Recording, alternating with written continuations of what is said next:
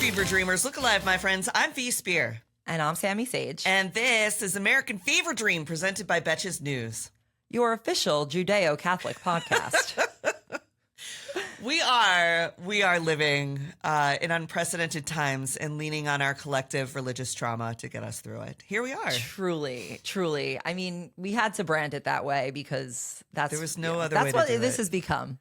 It is. People are like, "Are you Catholic?" I'm like, "Well, I mean, I was baptized, and I did my turn, I did all the sacraments and everything. So yeah, I think I get to keep it." Is it like, are you a ball player? Like, I pitched in softball. Once a ball player, always a ball player. I'm a baller. V, the reason I wanted to bring this up is because over the weekend I was reading this book it's called Ask Not, about the Kennedy women that, the way that they treated all the women in the family. Yeah. And it really was one of those like myth busting books about just how the family conducts itself. And unfortunately, it's still relevant because the head of our Department of Health and Human Services is a result of that family and all the impunity that they have enjoyed. But the reason I wanted to bring it up is because the Catholicism, we all know that JFK was the first Catholic president, obviously relevant to this Judeo-Catholic podcast, and that had been a goal of his father, Joe Kennedy's. And something that I realized is that it's not just that they're like Catholic, they happen to be that denomination. Their streak of Catholicism and the way that it's sort of imbued in the family cannot be separated. It is instrumental, not incidental, to the things that they have done and the way that they have acted. Like, for example, JFK's parents were, his parents married like rivals in the Democratic Party in Boston, in Massachusetts, but they were bonded because they were Catholics and that they hated the Protestant establishment. And so it's really like in there. But then there's also this streak of like guilt and piety, and like the women would be shunned if they lost their virginity before marriage, or if they married outside of one of JFK's siblings is Kik Kennedy, who maybe people wouldn't know much about, but she was disowned by her family because she fell in love with someone who wasn't Catholic. Yet the boys get to do whatever they want, have sex with whoever they want, male or female, kill whoever allegedly, whoever they want. They will cheat on their wives. Yeah. They will be covered for. And it was like accepted. Well, you just go to confession, Sammy, say a couple Hail Marys, you're good to go. Like Jackie Kennedy had a stillborn, and JFK was in Europe on a yacht partying with women. And the only reason that he went back eventually is because one of his friends said that you'll never get to be president if you don't go back.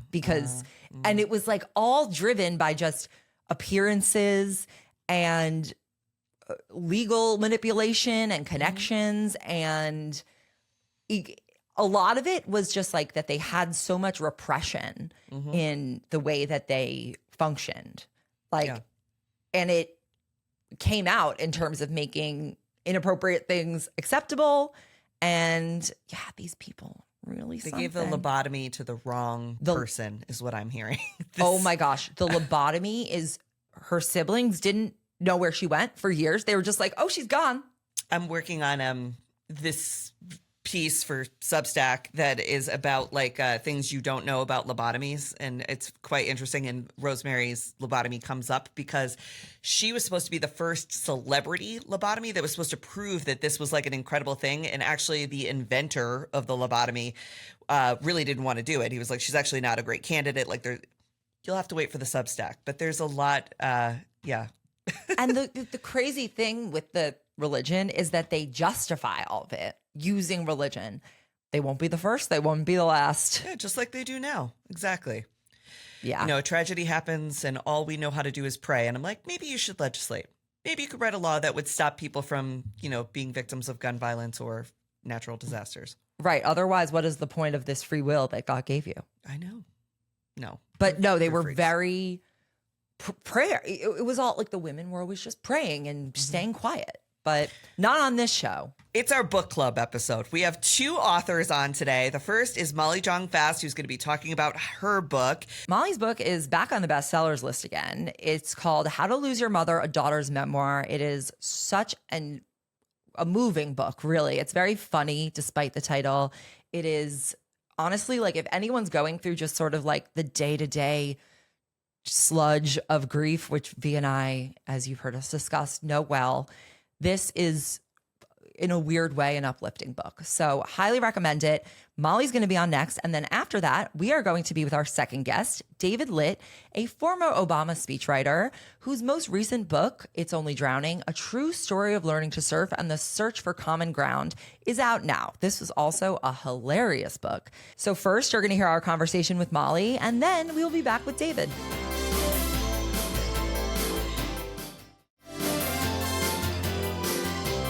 You have a famous mom, as Sami said, and you wrote a book about it. How was that? Just generally. Some people have written about the famous mother part of the book. Most of the book is actually about like my worst year.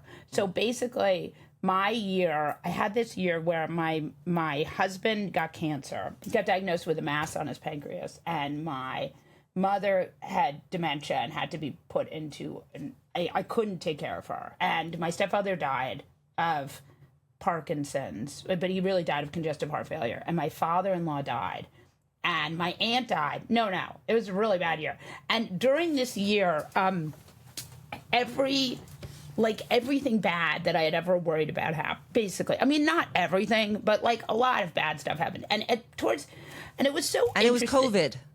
No, it was a little bit past COVID. It was like about 2 years post-COVID. It was 2023. 2022. Okay. Why did I think there were COVID parts? Or, you had said that they never really kind of recovered from COVID. Yes, COVID, that's right. Yeah.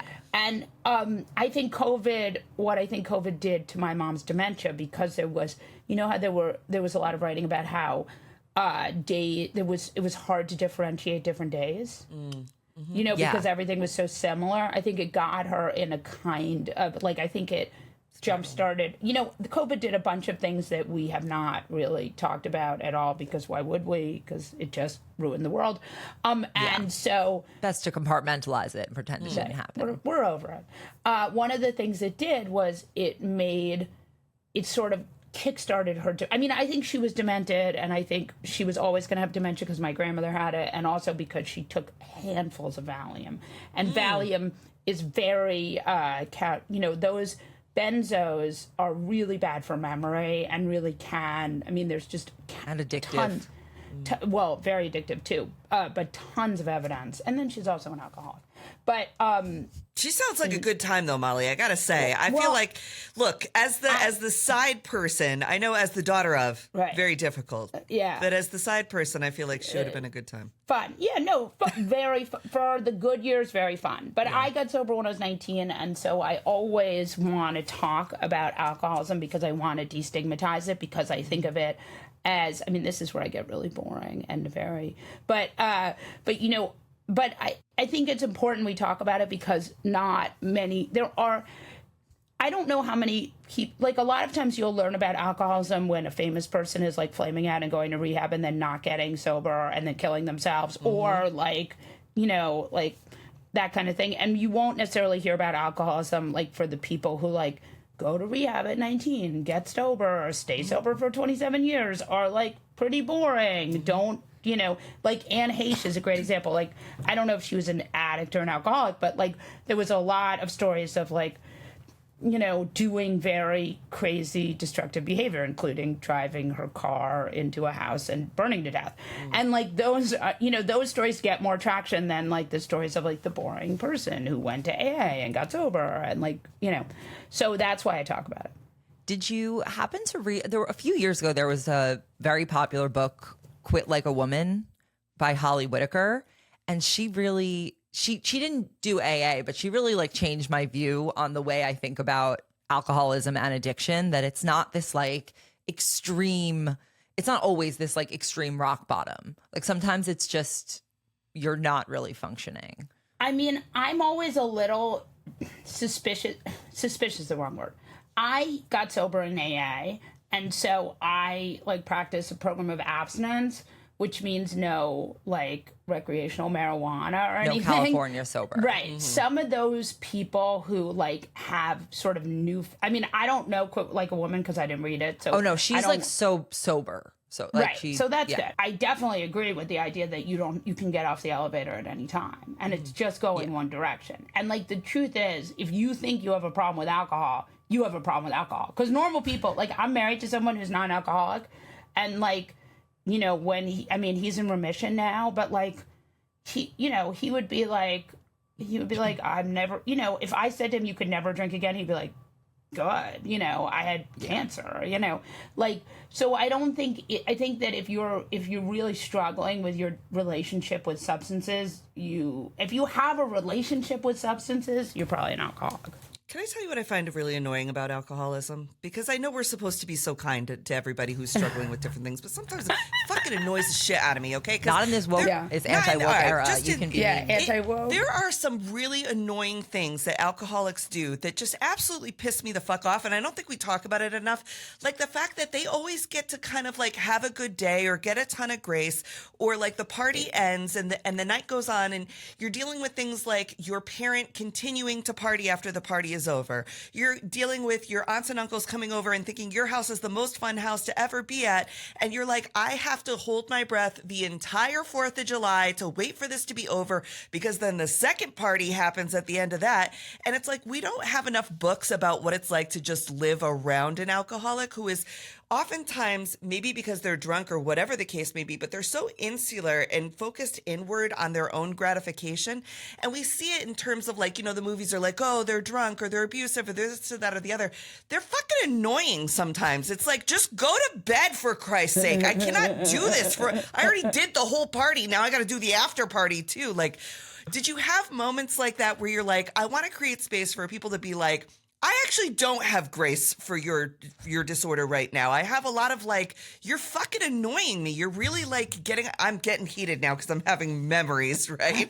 But From like, last weekend. it's so exhaustive sometimes for the person that's the survivor. When you talk to children of alcoholics or spouse of alcoholics, they hate their qualifier. They're so mad at them. I mean, and it's funny because it's like, here I am, I'm 46. So I've been an adult for 30 years, maybe 28 years. And, you know, I'm writing this book and I'm thinking to myself, like, you are an adult. So, like, you have to be done with your childhood. Like, while I'm working, I'm thinking, like, your childhood is over. Not only is it's not over for 5 years, it's over for longer than it existed. And one of the things that I noticed when I was writing this book was, like, there were so many stories about my mom where it was, like, things started out well and ended like just horribly. You know, like she would get so excited about something and then she'd get drunk and ruin it. And she, you know, like it's actually like, as much as I know I was super mad at her, I also was like just super heartbroken for her in a weird way, because it was like so many times she was her own worst enemy. And like it did feel at some points I was like, am I, and I mean obviously the book is not like this, but part of me was like, am I writing the big book? Like it just, every time she would just, you know, things would be okay and then she'd end up drunk and she'd end up ruining something. So and you know, for me, I'm really lucky because I got sober before I had kids, so they never saw me drunk, and they find me very annoying. I mean, I am a very, very annoying mother. And in fact, they call me a smother. Like they are like, you know, I wish I had thought of that when I needed it. One of my kids is like, you're just very overbearing. I just want you to know, my siblings and I know that you are very overbearing. And I'm like, damn right. I'm like, and by the way, my favorite thing to say to them is like, you would not last a day in my childhood. Mm-hmm. Like you would. It's funny. I always said that to my mom. I was like, you're obsessed with me. Like, why are you so, literally that was just always why are you so obsessed with me? And I realized like, it wasn't that she was obsessed with me. It's that she wanted, it's like an avoidant trying to be with an anxious, you know, attachment kind of. But I also think a good mom is like always slightly a stalker. I'm sorry. Yes, you have to, because it's a child. What do they know? Yeah. No, I'm reversed. My mother was the avoidant one. We were obsessed with her. I think it's because we were constantly trying to tap dance for her attention or approval or something. And to this day, I call her 5 to 7 times a day. And I'm like, what are you doing? And she's like, I don't know. Why are you calling me? And I'm like, I just want to know what you were up to still. And when you just said your childhood is over, I think that made me grow up in this exact moment where I'm like, I am 42 and I should probably like deal with some of my relationship. I actually think we don't hit maturity till a little older now. What So, year do you think it hits? Maybe. At 45-ish. I think 45 is when, maybe 35. 45 I have 10 is more years. Great. Yeah. There's like a cliff at 45 where you start looking older. You know about this? Yes. So I think there's like 2 of these aging cliffs. I don't know if it's true. I read it in the New York Times, so I assume it's 33. true. I read it on Instagram, so. 45 and 60. Oh, okay. And at 45, I noticed I had never had bags under my eyes, and I was like, I have never. What are these bags that everyone's talking about? This is always how I am. I'm like, I don't have them. They must not be real. And then, like, I turned 45, and that day I was like, oh, fuck, what happened under my eyes? This is not good. I didn't know about this. So there you go. But that's how I felt at 33. They say 33 is a rough year. That's your Jesus year. Even Jesus found 33 hard. I felt like 33 was the most He difficult, did find it hard. That's right. transformative, hard year of my entire life. I was never the same after 33. Granted, I had your worst year was 2023. My worst year was 2015, which is when I turned 33. Similar thing where it was like people could not stop dying. People could not stop having problems. I felt like I got fired from a job that I thought I would have forever. It was like where you're like, your life is just spiraling out of control and you become sort of a witness to your life where you're like, well, I'm going to wake up today and wait for the bad thing to happen because I'm just in this like perpetual survival mode. And I felt like that aged me. I could look at a picture 32 to 34 and be like, ooh, that was a clip. Yeah. So yeah. That's what I really wanted to ask you, Molly.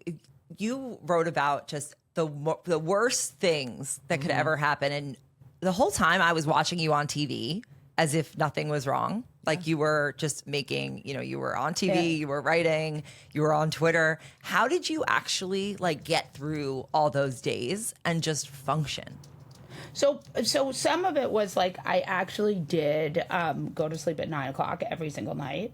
So I'd be like, I want to die. I'm going to sleep. So sleep does become very pleasant. Yeah, I slept a lot. I ate a lot of ice cream. I was very committed to just not.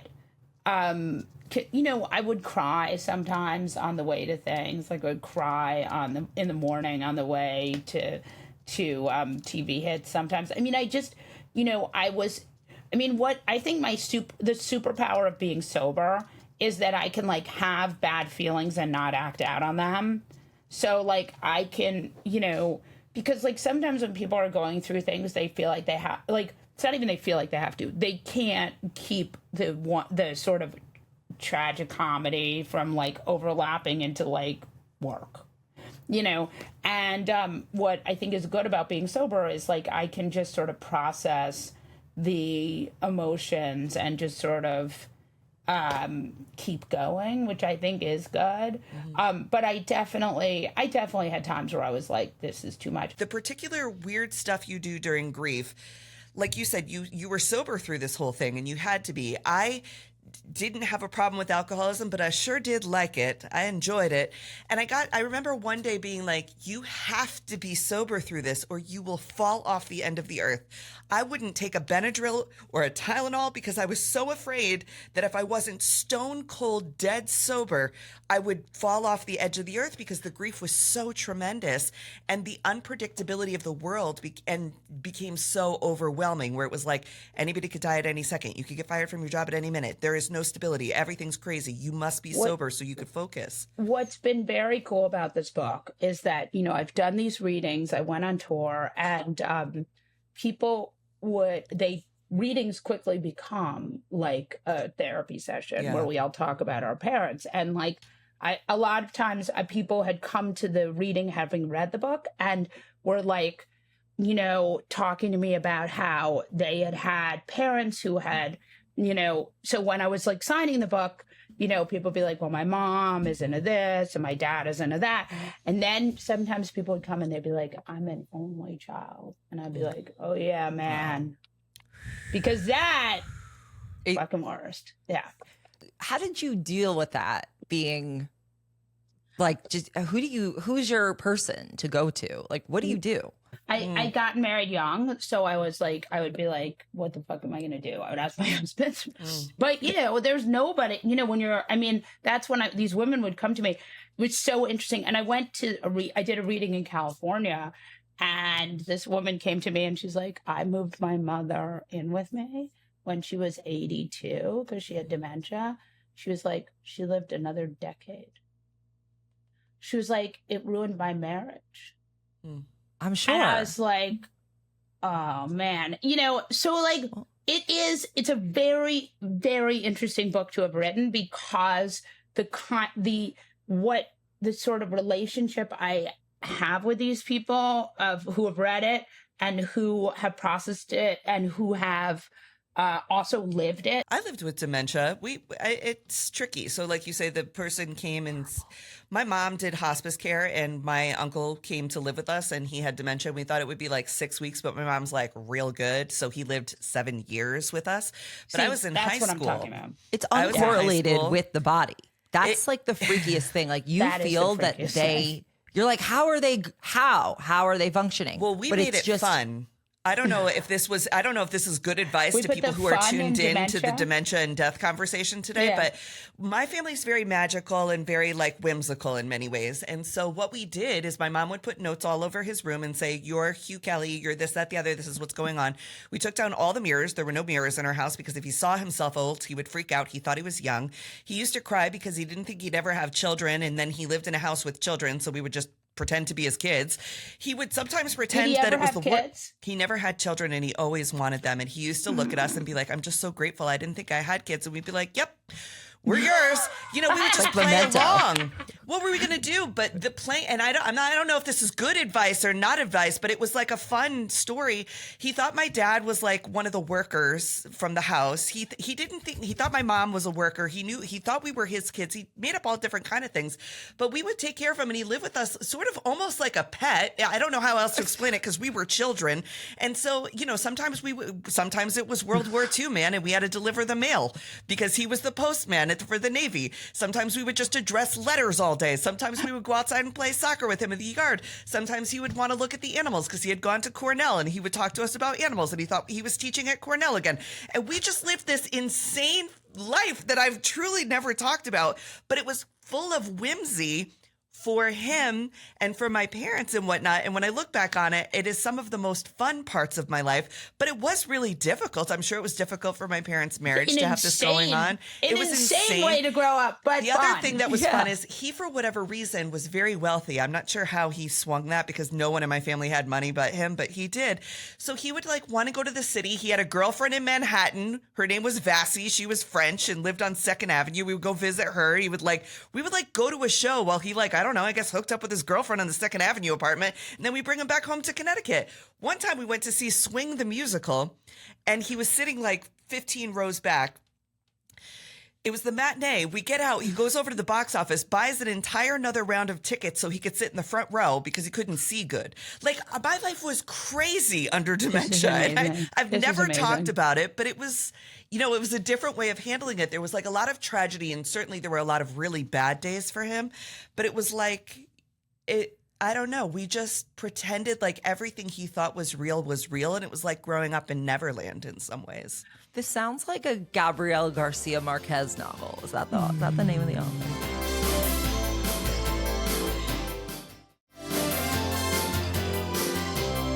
I don't know if that's the right thing to do, but why not? It created a lot of peace in the house. What I want to know, like, what is the right thing to do? What is the right thing to do? Like, especially, and I mean, we were going to talk to you about like the grief of the big beautiful bill and how. Let's talk about that. I don't really understand what people are going to do. Like physically, I do not get it. So what's interesting about the BBB, which I find amazing, is that it cuts like $1 billion from Medicaid, right? Which means rural hospital closure, nursing home closure. Everybody knows about that. Then it cuts food stamps. I'm not sure exactly what the number is, but certainly, and adds all sorts of ways to make it harder to get food stamps, to make it harder to get a Medicaid, to make it harder to stay on Medicaid. But the thing that I think is what we don't talk enough about with the BBB is that while it cuts $1 billion from Medicaid, it's like 43 billion, and I'm not sure this number is right. It might be 43 billion dollars to ICE. Okay. Right. So here's my question. And then like $50 billion to the Golden Missile Defense Shield that Donald Trump has cooked up. Now, I just want to point out, the idea here is to have a missile defense shield the way Israel does. Okay. We are a country that is surrounded by Mexico and Canada, neither of which have any interest in doing short-range missiles against us. So where are these missiles coming from? I'm sorry to be like pedantic here. He just likes I think, first of all, that he thinks there's a physical dome over Israel that maybe he can't see. 100%. Yeah. And he 100%. wants one over us that's gold. Right.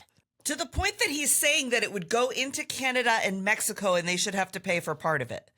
What about this bigger issue that like they think that spending so much on military force is the answer when warfare these days is conducted online, is conducted through political means, through diplomacy, and through trade. So why are they spending all this money? I mean, I understand why they're spending the money on ICE, but why spend it on like classic defense when you need cybersecurity? You need people guarding the ports.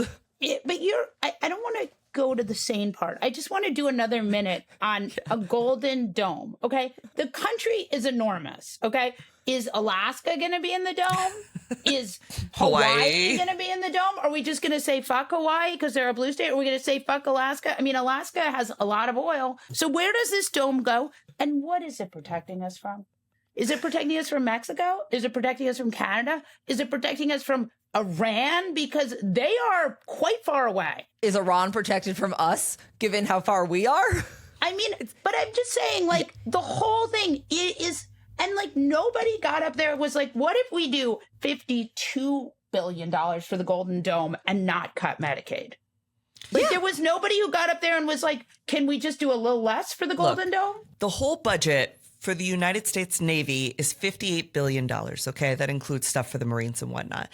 If we were to give 52 extra billion to the Navy, which also includes the Marines and maybe the Coast Guard too, you don't need a dome. You could protect the seas a little bit better. Maybe give them a little better BAH. Maybe we could get the commissary to be decent on bases. Can we just say one thing? I just want to get back to the dome for a minute. I know I'm being myopic here, but like, so we had members of Congress didn't argue against the Golden Dome stuff. I think, look, I didn't watch all the hours of C-SPAN, so maybe there were hours where people were arguing much about the dome. Because the dome. The money's just going to Raytheon and Lockheed, and they've got stock in that, so it doesn't matter what the dome is. Right, Yeah. and also, like, because you're not supposed to be anti-defense, but I can be anti-stupid. Like, there's no there, right? Like, I'm fine. You defend all you want to defend, but like, what the fuck is this? I think it's like the Sky version of building the wall. Yeah. It's like that's what we can, because the wall. wall isn't even there. Yeah. It's like the other Build thing. the sky. When you look at all of the way the money is like allocated, and I didn't even really look into this like that specifically. 900 but pages. And let me tell you, you know who else didn't read it? Congress. Any of our legislators. Yeah. Yeah. They give whatever billions for ICE, but there's only there's not really anything for immigration judges. So they're raising the number of immigration judges from 700 to 800. And the rest of it is just for arresting people. But they're basically saying we're not going to enable due process in any way. But with this budget, they could create an amazing legal immigration system. Oh, not yeah. gonna. No, they're not going to do No, they're going to deputize National Guardsmen who are fucking 18 years old to be immigration judges. Yeah. And Yeah. Did you hear Big Balls is back at Social Security? Oh, Wait, good. Big Balls is back? I thought he was out. He's back. He's now a special government employee at Social Security. He's going to be optimizing the website. Yeah, here's where we're all going to die. Here's where this is going.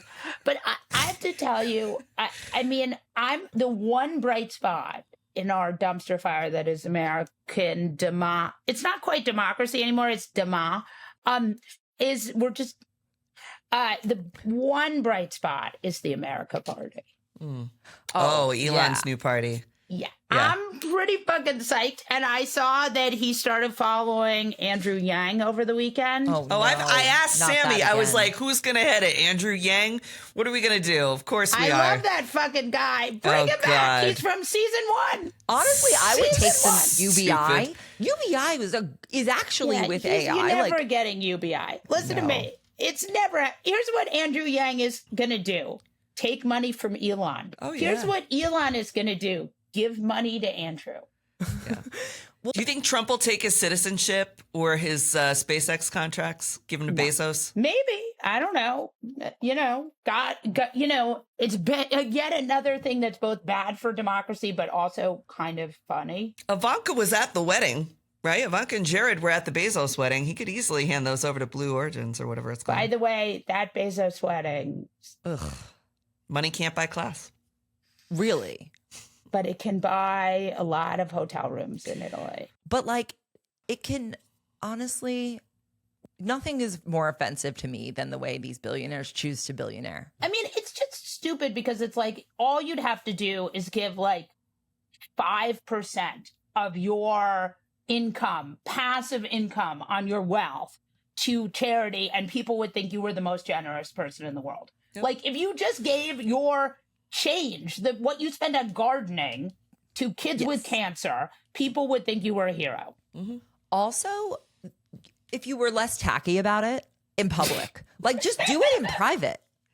Like that's what I can't wrap my mind around. It's like, because you can do anything you want at that level of money. So everything Right. you choose to do is your choice. So everything that you do reveals something about your choices and who you are, because you can do anything. So when you choose to make things that tacky and that selfish, you're just demonstrating for the world that you suck.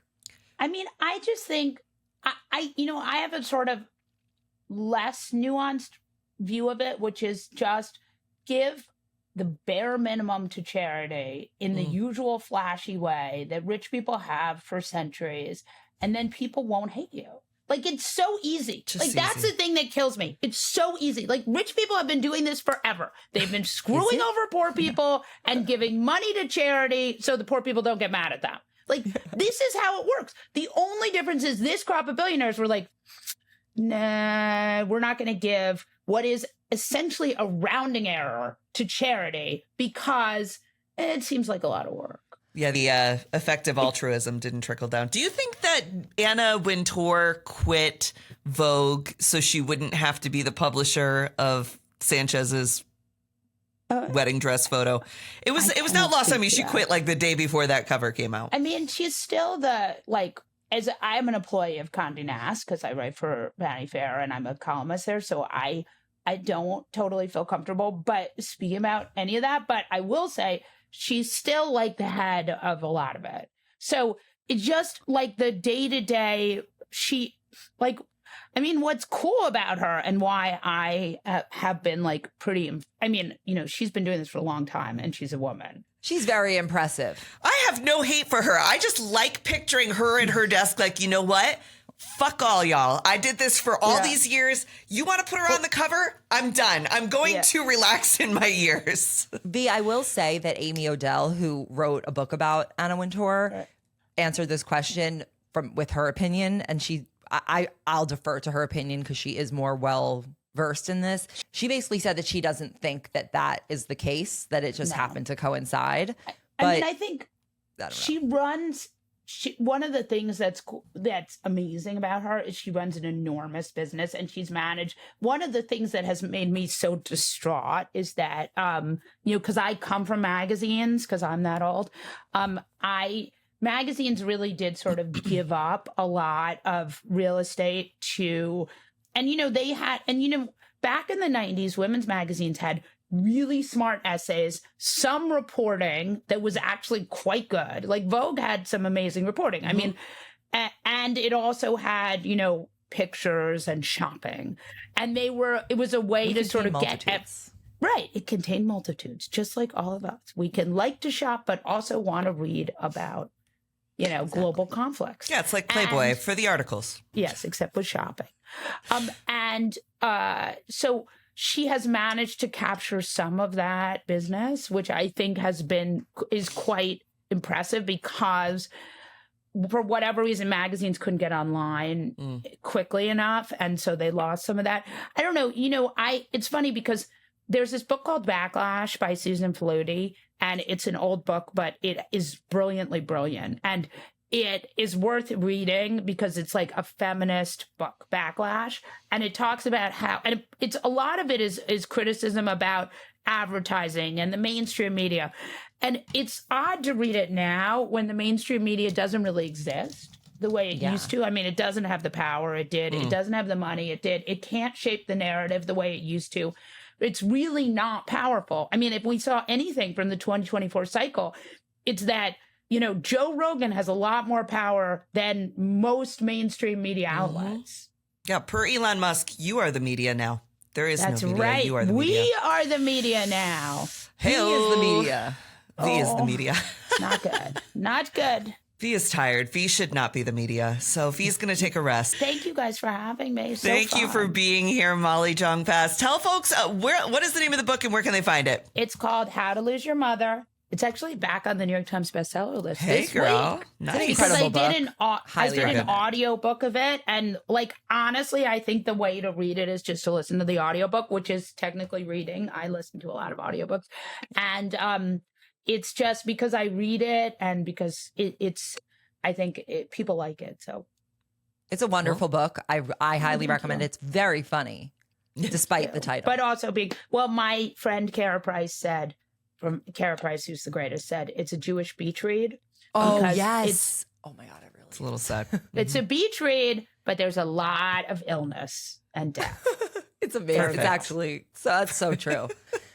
But I think everyone can relate, or Yes. anyone who's really ever been through anything. Parents. Yes. Yeah, parents, which we all have. Yes. Thank you Lucky so for much, us. Molly. This has been an incredible time.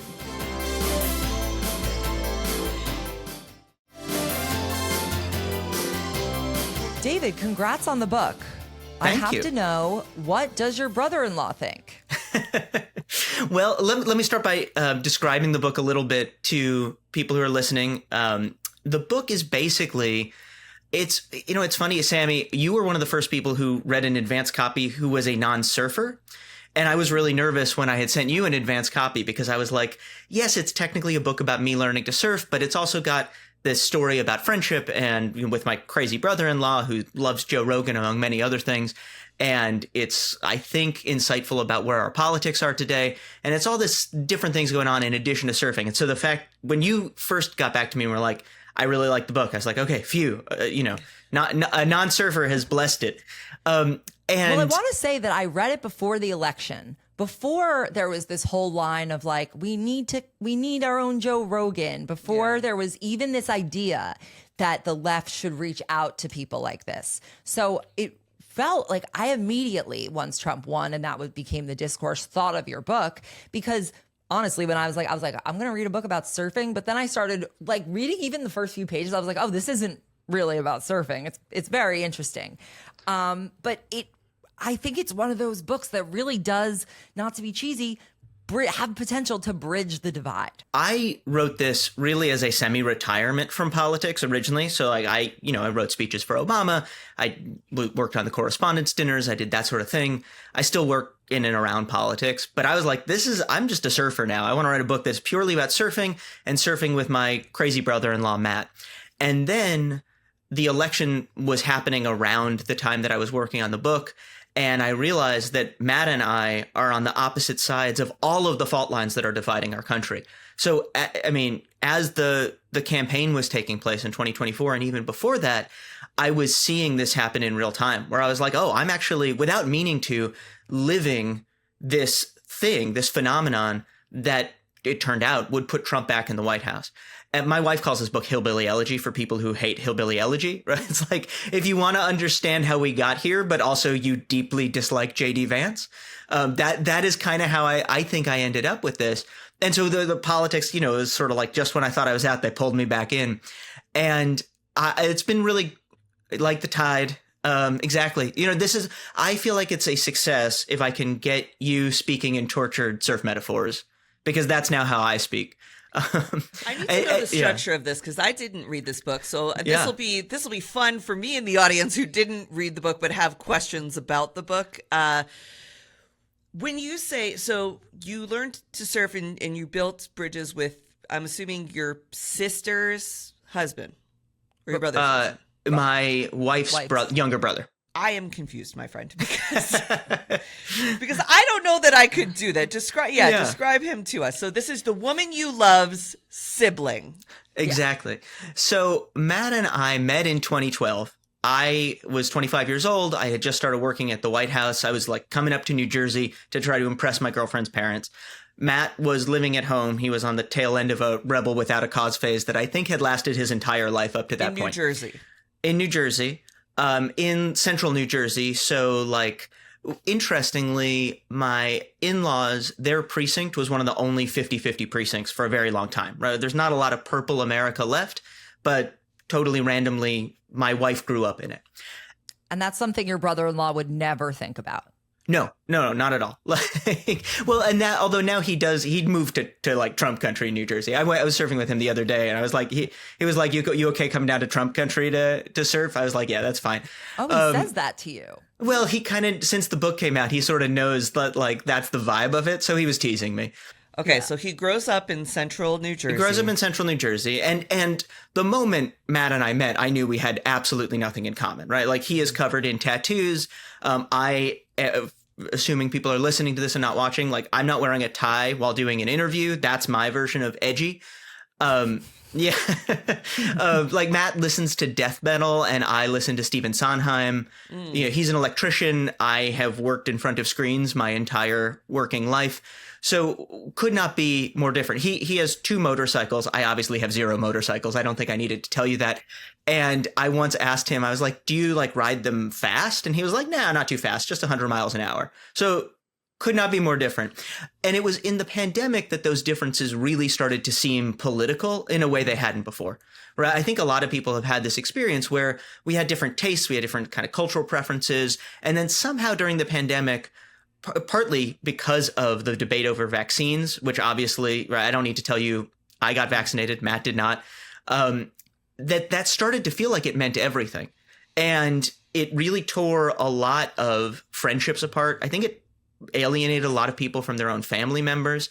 And we're living through this moment. I mean, I actually didn't know this until after the book came out, but someone sent me an article that 1 in 5 Americans is now estranged from a family member because of politics. Yeah, I believe that. And I'm honestly surprised the number isn't a little larger. And I think it's mostly because our families tend to be homogenous, right? Like most of my family members are Democrats.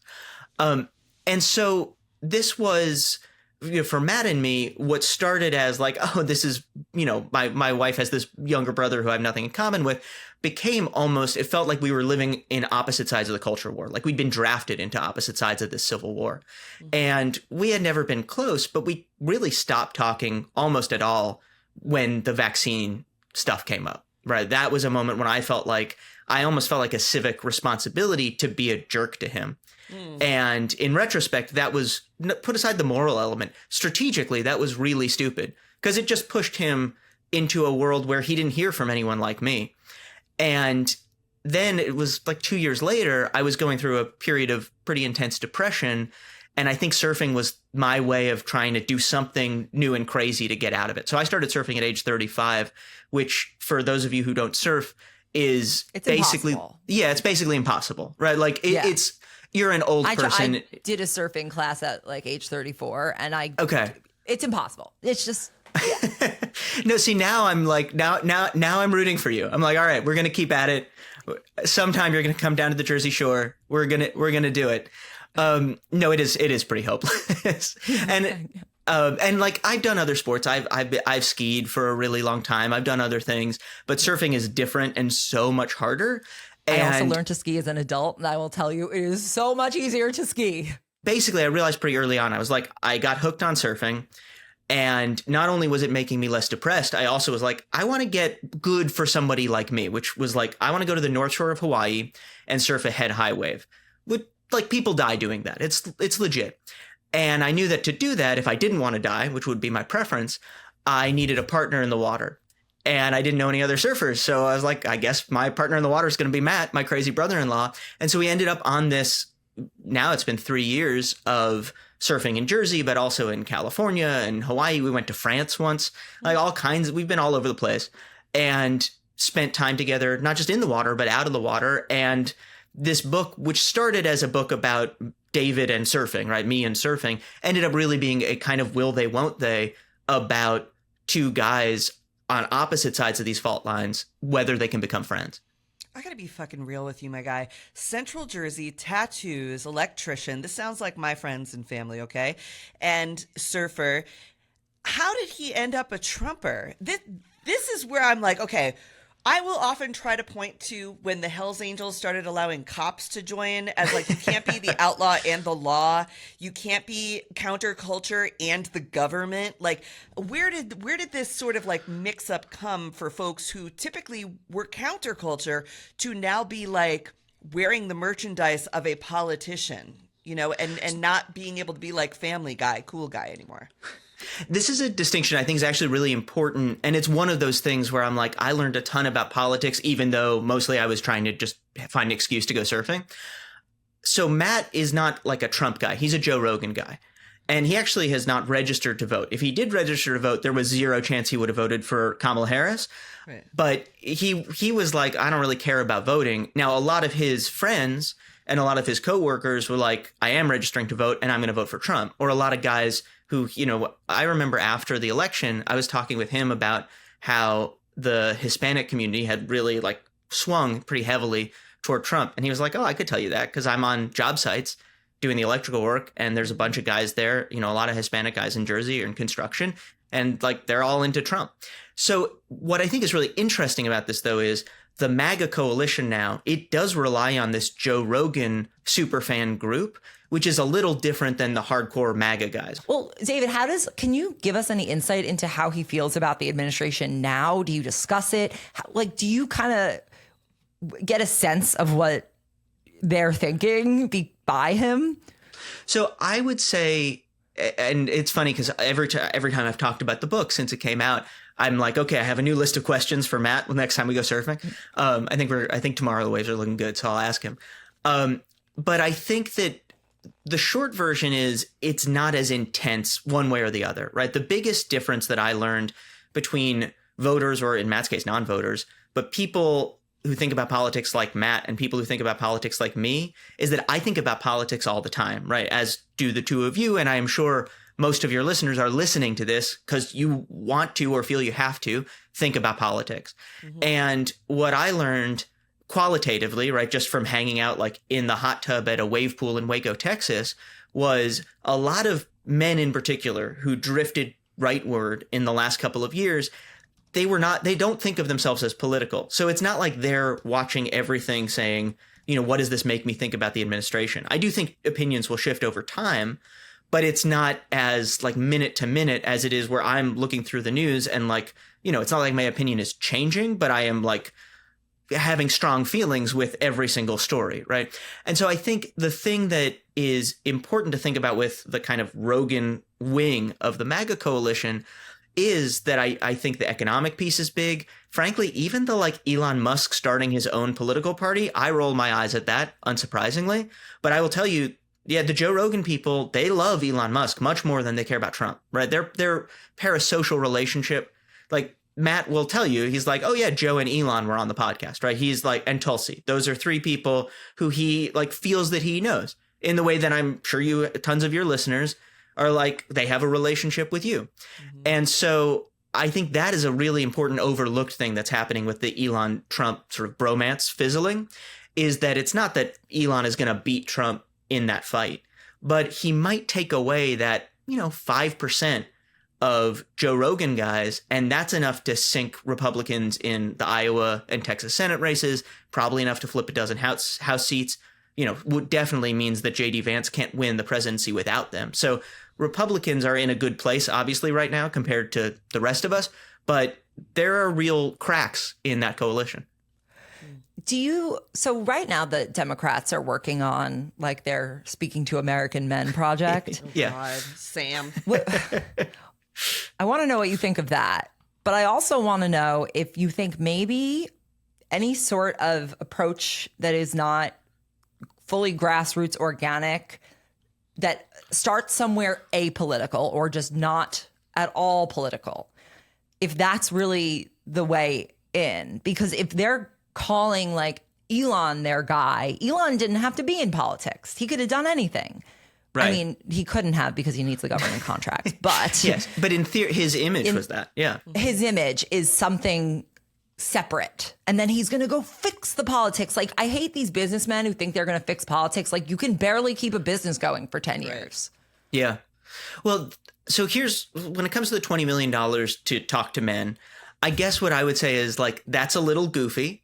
At the same time, I do think it's good. You know, Democrats should do everything. I don't know that I put that price tag on it, maybe spend the 20 million slightly differently.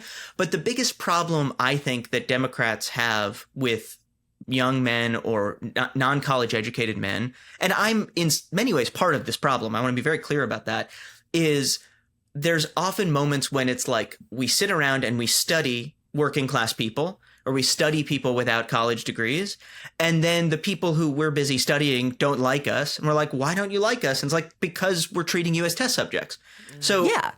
There's this very like animal in the zoo vibe. It's like, why don't you just maybe encounter someone in your life and then just talk, and then you don't turn it into like a study, an empirical study, and then you just form observations. They Like, do it's not encounter complicated. men on the left that are doing cool things, and then they make them feel stupid or fucking weird or like they're not doing enough. I mean, you see this even with the Zoran Mamdani stuff. Like, people are excited about him. Men are excited about him. All of a sudden, there's like all this like, no, not like that though. And then they're like, well, I don't want to play with you then. Well, I do think that's a good example of a campaign that is fun, right? Is like, is chill, even though the issues are important. And so I feel pretty strongly that like the thing that is going to work in an Iowa Senate race and the thing that's going to work in a New York City mayoral primary are different, right? I mean, but they're not 100% different. And one of the things that I think is important with Mamdani's campaign that it doesn't matter, you could be in the reddest district in the country and still learn from, is be in people's phones, right? Not their computers, but their phones, because that is a big difference between how like the guys I was hanging out with at Waco Surf get their news and how I get my news. The other thing is having that sense of fun and just like being a good hang. That's important. Mm-hmm. And it's a way in for a lot of people. And this is something I didn't appreciate until I talked with Matt a bunch about it. So in 2016, he was maybe mid-20s. He was like, oh, I'm not going to register to vote. I was like, well, if you did register, who would you vote for? And he was like, I'd either vote for Bernie or for Trump.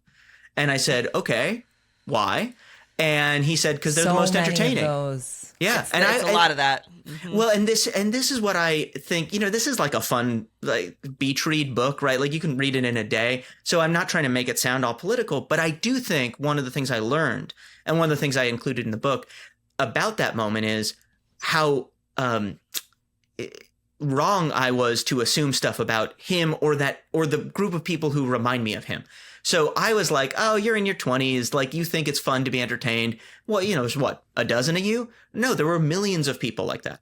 And I do think that part of it is that people, when you're entertaining someone, they feel respected, because it means that you either are going out of your way to figure out what they like, or you naturally know what they like. Mm-hmm. And so if you don't entertain somebody, people feel condescended to, even if you're not being condescending.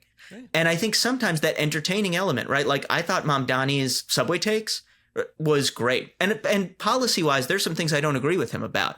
But I'm like, that was like, I want a mayor who can do that, right? Like that kind of, for me, reminded me of how I felt looking at Obama when I graduated college in 2008, of like, this guy has something special and has a vision, not just a vision, but like a charisma, a brand, and something that is sort of inclusive too. It's like, oh, I want to live in his world, right? Like, I want to live in that version of the universe where like people do stuff like that. And again, if you're running for, you know, as a Democratic Senate candidate in Mississippi, you're going to have a very different policy set and probably a different attitude toward voters and politics in general. But you can do the equivalent, right? You can do the red state equivalent. And I think you have to if you want to win back some of those voters that we lost, particularly because they tend to be pretty populist. You mentioned Iowa Senate. There's actually a great guy running for the Democratic primary. His name is Nathan Sage. I don't just like him because we share a last name. You got to see this guy. He was like, when he talks, you should see his campaign videos. I think he's a great example of someone who can translate that like down to earth. I'm just going to speak directly to you. No bullshit, a little bit entertaining, but not to the point of unseriousness that, because I think the lack of seriousness is what turns Democrats off and makes them be like, I'm not going to think about this. But you can be fun and smart and serious, or you can address serious things in an entertaining way that will grab people. Because people keep saying, like, I see people say a lot, like, I wish my politicians were boring again. And it's like, if you're going to try to project that, then you're actually just defending the status quo, which people don't want because it's not working. So you have to do something new and different. But what that is really the distinction. Do you know about the Roger Ailes falling off the stage story? Do you know what I'm talking about? No. So Roger Ailes, obviously a monster, right? But smart monster.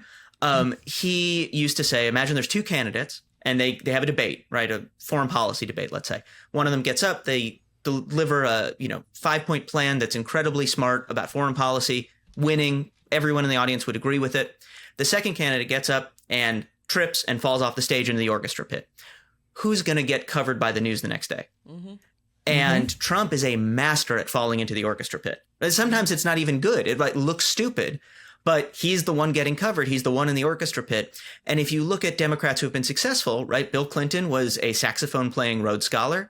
Barack Obama, who I worked for, obviously, so I'm biased, but still, like, he slow jammed the news, right? I helped write the thing where Keegan-Michael Key came on as his anger translator, and then at the end, we had the president deliver a really serious message about climate that people watched that they wouldn't have otherwise watched. Democrats have to figure out how to be, Sami, to your point, serious on policy, can actually make a difference in people's lives, but also can fall into the orchestra pit sometimes so that they get noticed and covered. And if you're listening, that doesn't mean try to be an influencer. I don't think we want any Democrats trying to do trends or be influencers or be TikTokers. I think it's the difference between, like, the thing you said about being a good hang is so important. It's the difference between, like, Eric Swalwell is trying to do something where he stages a lot of his, like, hey, Congressman, can I talk to you for a second? And that aggravates me because I think it starts in authentic space because it's obviously scripted. But he's doing what he's trying to do. That's probably because they want it to be scripted. They want it to be probably would go scripted. off the cuff. But That's my thing with probably him, true. okay, but he's doing it, right? So he's doing it the way that they want it done. The difference between him and a Chris Murphy, and all we do is talk about how maybe Pete Buttigieg will be the next president, or maybe AOC, or maybe this one or that one. I think it's actually Chris Murphy, who's a good hang and a fucking cool dude. And people are like, you know what? I like this guy. He went through some shit in his life. He's got a smoking hot new girlfriend, right? They care about that. And he's a good hang. He's a decent guy. He can talk about things in a normal ass way without it feeling staged, but he can come in hot when he needs to. Yeah, I think the other thing that he has said recently, which I thought was really interesting, was when he was like, I think I made a mistake in the way that I talked about guns, right? Mm-hmm. Like, I think that willingness, which is very human, to, whether you agree with him or not on that, by the way, that he made a mistake, that whoever is running as a Democrat is going to have to say, I am a break with the Democrats who came before me. Yeah. And they don't have to be a break in every way, but they're going to have to say, here's why I'm new and different. Because if you're saying, here's what I'm offering, the same thing, then even people like me, and I am like a very normie Democrat, are like, really? We're going to do the same thing again? That doesn't seem like a good idea. We want someone who reflects back a little bit of the brokenness that we maybe feel in ourselves sometimes. Somebody who's a little bit flawed. I love Pete Buttigieg, but he is perfect. The thing is, when they double down, it's become gaslighting. Like, when you keep saying we're going to do the same thing over and over, what you're actually doing is making people feel that you are just delusional about the country. Because I don't need to personally be losing Medicaid to realize that we are not in an okay place, that people are not. There are more Americans who have reported that they are food insecure last month than I think the percentage was double what it was in 2021. This is not okay. When we are the quote unquote richest country in the world, you can't even keep your adults full. It's like disgusting. It's really disgusting. And if you as a Democrat can't feel like, you know, I've been in power, I've been in a position, and while it's not all on me, I was here and these problems got worse. So obviously I and my colleagues have made many mistakes. But standing with the baseball bat like Jeffrey or Hakeem Jeffries did to be like, I'm going to take these people serious, or changing a bill name like Chuck Schumer, or saying the F word on Under the Desk News because Chuck Schumer thought that was going to be the coolest thing he ever did in his fucking life, is like, it's not enough. You know what I mean? That kind of stuff maybe flew in the 90s. It would have been crazy, but it's like, there are actual things. We need somebody who's like down on our level that we feel like gives us behind the scenes. That's a normal guy. That's a good hang who can do stuff. Deja Fox out of Arizona, another person who's like a normal, cool ass person who's like, I just got sick of it, which is why I'm running for office. And these are the things I understand. Well, and one of the things that I completely forgot until I was in Ohio for a piece I did for Time.